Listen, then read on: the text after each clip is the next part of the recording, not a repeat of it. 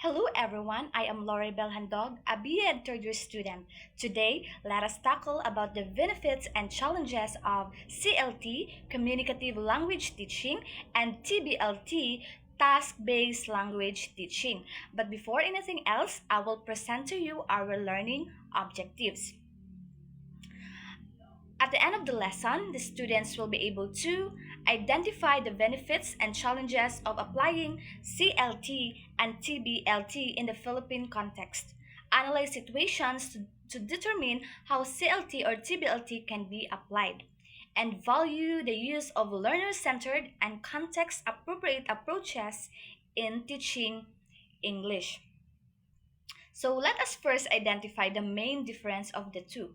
So Okay, the main difference of the two is the CLT is the main goal is to develop communicative competence, while TBLT the main goal is to develop language through completing a meaningful task.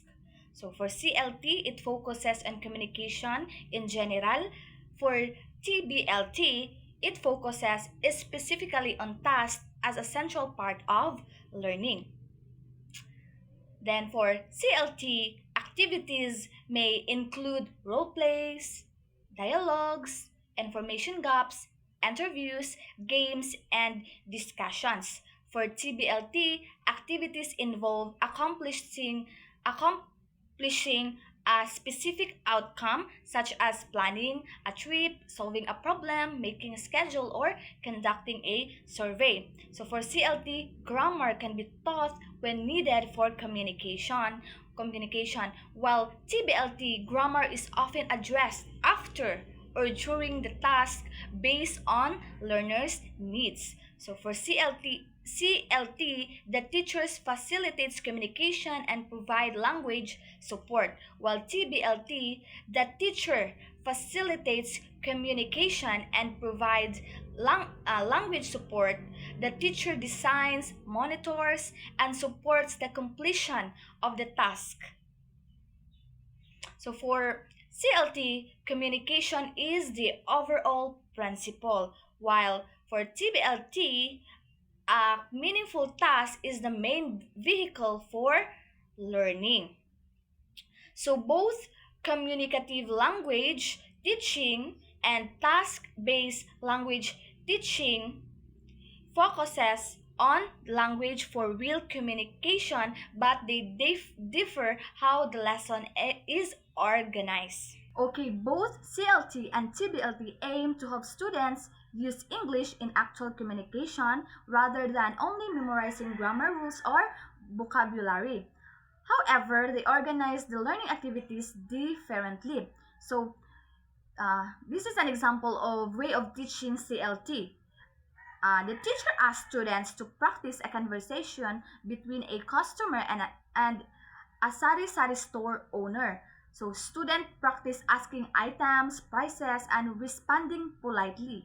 So this is an example of communicative language teaching because students are using English in a real-life communication. So instead of only studying vocabulary or grammar, so they practiced how to communicate as a customer and a sari-sari store owner. So through this activity, students practice speaking, listening, asking questions, and responding and using polite expressions in a meaningful context. So in simple terms, CLT allows students to learn English by actually using it in a situation they may encounter in real life.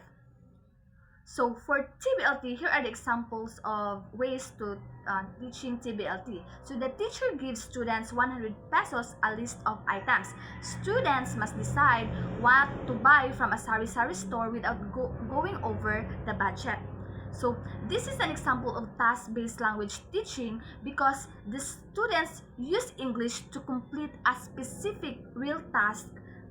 So their task is to decide what items they can buy from a sari-sari store while staying within a 100 pesos budget. So students need to read the list, discuss the prices, and calculate their total to make decisions and explain their choices using English. So this focus is not simply on memorizing vocabulary, but using language to accomplish a meaningful goal. So in simple terms, TBLT allows students to learn and use English while completing a practical task or solving a problem. So now let us proceed to the benefits and challenges of CLT and TBLT. Let us first start with the benefits. So the first benefits is develop communicative competence. So both CLT and TBLT help learners develop the ability to use English appropriately and effectively rather than simply memorizing vocabulary and grammar. So for example, students discuss which school activity they think is most useful. So they must express their opinion, listen to others, and respond to different ideas. So another one is promote active learning participation. So students actively use the language to communicate with others instead of listening to the teacher or memorizing grammar rules. So for example, students are not only listening to the teacher, they actively speak, listen, discuss, ask questions, and participate in activities. So, unlike teacher-centered classes where students mostly sit and listen, both communicative language teaching and task-based language teaching put learners at the center of the lesson. So another benefit is makes language learning meaningful. So students learn English through meaningful situations and purposes that they can relate to. So for example, so instead of memorizing a vocabulary about shopping, so students discuss what items they would buy for a classroom project and explain their choices. So another one is build confidence. So regular opportunities to use English can help learners become more comfortable expressing themselves. So example, students first discuss a topic in a small group and later share their group's ideas with the class. So this gives them practice before speaking in front of everyone. So another is develop collaboration and critical thinking. So many CLT and TBLT activities require students to work together, exchange ideas, solve problems, and make decisions. So for example, groups are asked to decide which three items are most important for an emergency school kit. So they discuss their choices and explain their final decision. So both CLT and TBLT engage students in collaborative activities where they work together, exchange ideas, solve problems, and make shared decisions, turning language learning into an interactive process that pushes learners to use English naturally and purposefully rather than memorizing rules, while also building their communication skills, teamwork, and confidence in real interaction. So now let's go to the challenges of CLT and TBLT. So first is large size classes. So when there are many students, it becomes difficult for the teacher to monitor every group and give individual feedback. So for example, a teacher has many students in one class, so making it difficult to monitor every group during an English discussion. Another is different English proficiency levels. So students do not always have the same level of English ability. So some may communicate easily while others need more support. So for example, in the same classroom, some students are comfortable speaking English while others are more comfortable using Filipino or their mother tongue. So that's the challenges. Another is limited time. So communication activities and tasks require time for instructions, preparations, and interactions and sharing results. So for example, a teacher wants every group to present its task, but the class period is not long enough for all groups. So that's one of the challenges also. So classroom management. Group and pair activities can make the classroom noisy or difficult to organize.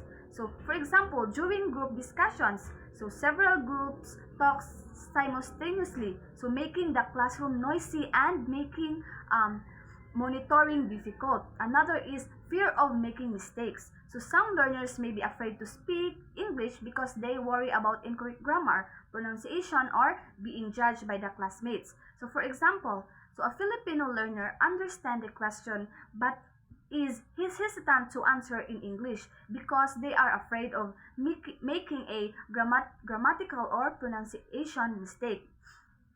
So another is limited resources. So some activities may require technology, internet access, printed materials, or suitable classroom spaces, which may not always be available.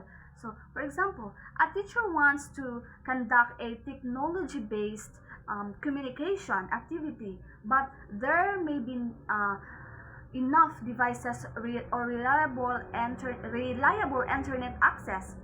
So another is assessment difficulties. So some activities may require technology, internet access, printed materials, or suitable classroom spaces which may not be available.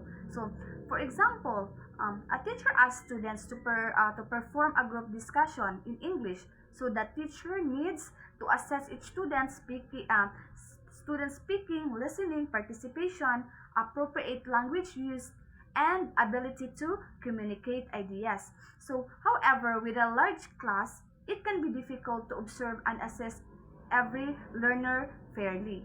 So that is the benefits and challenges of CLT and TBLT, which is the communicative language teaching and task-based language teaching.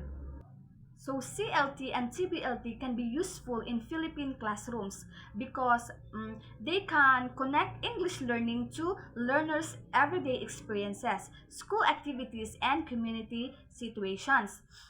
However, teachers may encounter challenges such as large classes, different English proficiency levels, limited time and resources, classroom management, fear of making mistakes, and assessment difficulties.